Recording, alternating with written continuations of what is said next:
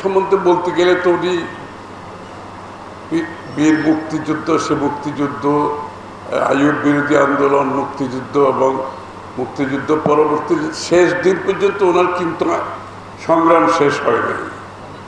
উনি আগাগোড়াই এই সংগ্রামের মধ্যে রয়ে গেছেন, কোনোদিন বেরোতে পারেননি এখান থেকে। আর ক্ষমতার কোনো লোভ লালসা মন্টু ভাইকে স্পর্শ করতে পারেনি।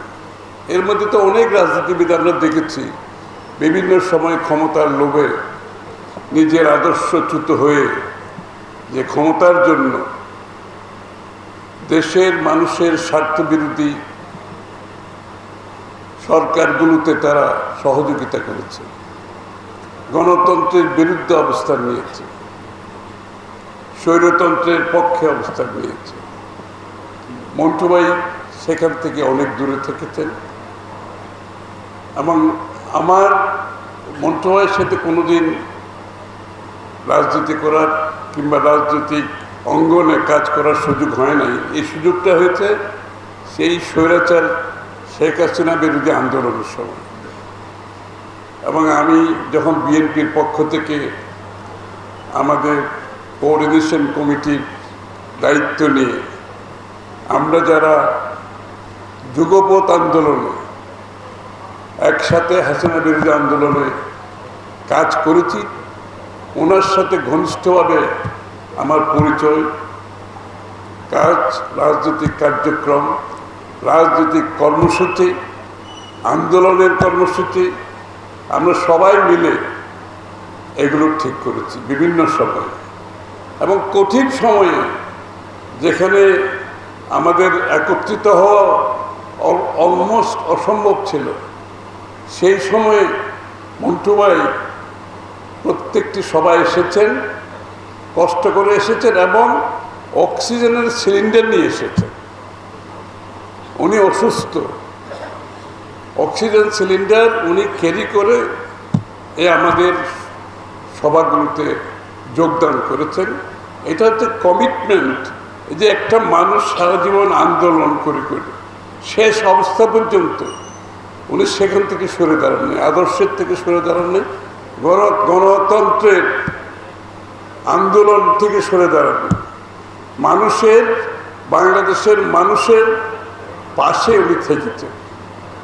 দুর্ভাগ্যবশত উনি শেখ হাসিনার পতন পরবর্তী সময়টুকু দেখে যেতে পারেননি, এটাই দুঃখের বিষয়। এবং একটি গণতান্ত্রিক ভাবে বাংলাদেশের ট্রানজিশনটা সেই সময়টা উনি দেখে যেতে পারেননি।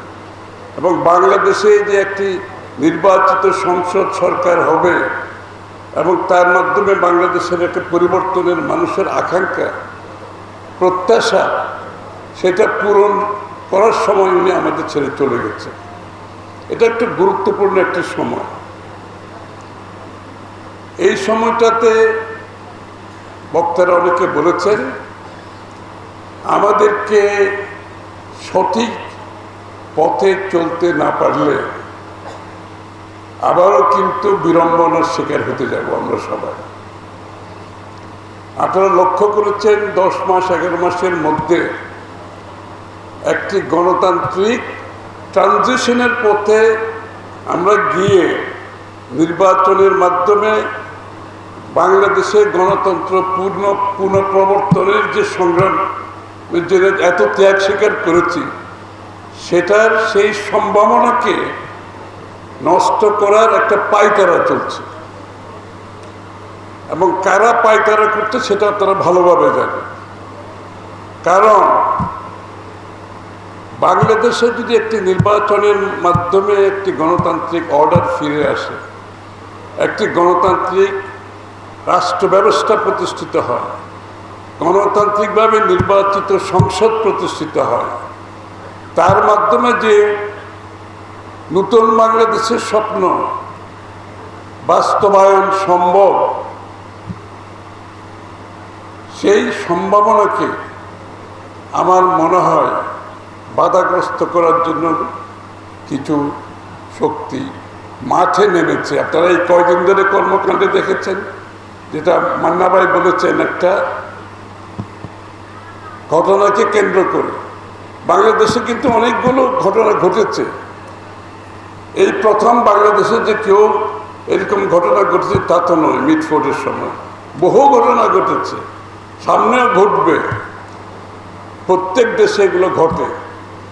একটা মিথ্যাচারের মাধ্যমে এই ঘটনাকে কেন্দ্র করে যারা নির্বাচনকে বাধাগ্রস্ত করতে চাচ্ছে, যারা গণতন্ত্রকে বাধাগ্রস্ত করতে চাচ্ছে, তারা এইটাকে একটা প্রক্রিয়ার মাধ্যমে, একটি প্রজেক্টের মাধ্যমে, তারা এটা একটি প্রজেক্ট, এটা তাদের এই প্রজেক্টের মধ্যে কিন্তু আরও আপনারা অনেক কিছু দেখবেন আগামী দিনে।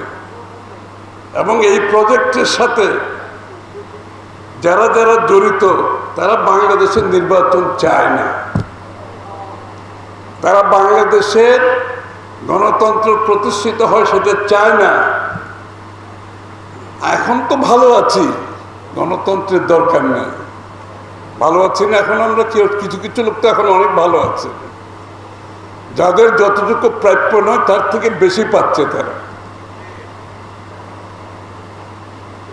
তারা সব দিক থেকে নির্বাচন পরবর্তী বাংলাদেশের মানুষের নির্বাচিত সংসদ সরকার হলে তারা মনে করছে সেই সুযোগ সুবিধা তাদের জন্য আর থাকবে না। সুতরাং এখনই তো ভালো আছি, নির্বাচনের প্রয়োজন কি? আরেকটা গ্রুপ আছে, তারা প্রেশার গ্রুপ, একটা ওরা বিগ পুশের কথা বলে, প্রেশার গ্রুপ। তো যারা প্রেশার গ্রুপ তারা দয়া করে প্রেশার গ্রুপ হিসেবে থাকেন। রাজনীতিতে আসছেন কেন? রাজনীতি দল গঠন করছেন কেন? প্রেশার গ্রুপের তো দরকার আছে, আমরা জানি, খুবই দরকার। গণতন্ত্রের জন্য প্রেশার গ্রুপের দায়িত্ব অনেক বড়।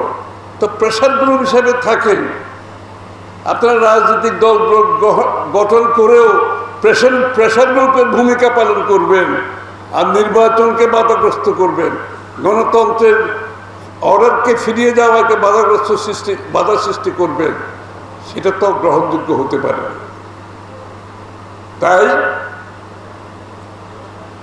বাংলাদেশের কি সংস্কার হবে, বাংলাদেশের যে সনদের কথা আমরা বলছি এটা কি হবে, এইটা গণতান্ত্রিক মন মানসিকতায় যদি আমাকে বলতে হয়, ঐক্যমতের বাইরে যাওয়ার কোনো সুযোগ আছে?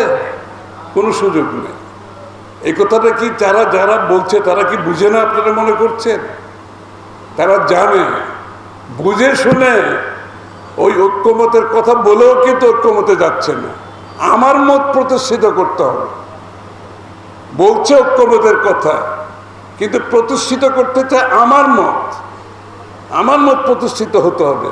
তাহলে আমার মত প্রতিষ্ঠিত করতে গেলে ঐক্যমতের তো হবে না। আর গণতন্ত্র ঐক্যমত হতে হবে, নাহলে বাংলাদেশের মানুষের সিদ্ধান্তে দেশ পরিবর্তন হবে, এর বাইরে যাওয়ার কোনো সুযোগ নাই।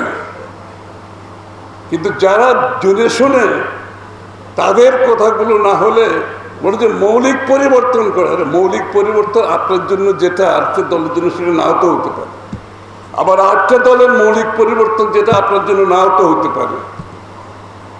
এটা আর কিছু নয়, উদ্দেশ্য একটা, বাংলাদেশে নির্বাচন হতে দেওয়া যাবে না। যত দেরি করা যাবে তত সুবিধা। কিন্তু তাদের তো সুবিধা, বাংলাদেশের জনগণের তো সুবিধা না।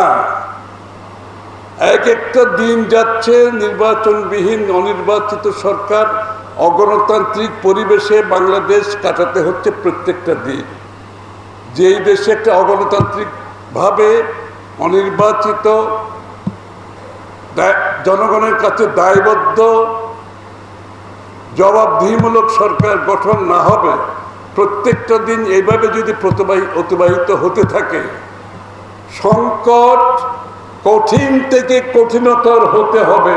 আপনি দেখবেন সংকট কিভাবে বাড়বে, এইভাবে যদি চলতে থাকে, নির্বাচনবিহীন, জনগণের প্রতিনিধিত্ববিহীন, অনির্বাচিত কোনো রাষ্ট্র চলতে পারে না। সব কিছুর একটা ওই যে বলে এক্সপায়ারি টাইম আছে, শেলফ লাইফ আছে। তো শেলফ লাইফ শেষ হয়ে যাওয়ার পরে সেটা আর চলে না। সেটা বুঝতে হবে। এই জন্যই আমি মনে করি আজকে আমাদেরকে ঐক্যবদ্ধ থাকতে হবে। যারা নির্বাচনকে বাধাগ্রস্ত করতে চাচ্ছে বিভিন্নভাবে বন্দোবস্তের নামে, আরে বন্দোবস্ত তো বাংলাদেশের জনগণ সিদ্ধান্ত নেবে।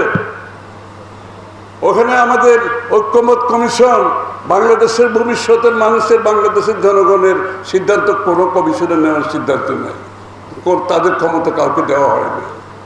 পরিষ্কার কথা, এই সিদ্ধান্ত নেবে বাংলাদেশের মানুষ। তবে ঐক্যমত যতটুকু হবে অতটুকু ঠিক আছে। তার এই বাউন্ডারিকে পুশ করে বিগ পুশের নামে বাংলাদেশের নির্বাচনী ব্যবস্থাকে পিছিয়ে নিয়ে যাবেন, নির্বাচনকে হতে দেবেন না, জনগণের নির্বাচিত সরকার সংসদ হতে দেবেন না, সেটা হওয়া যাবে না বাংলাদেশে। এইখানে আমাদেরকে সতর্ক থাকতে হবে। সবাইকে ধন্যবাদ।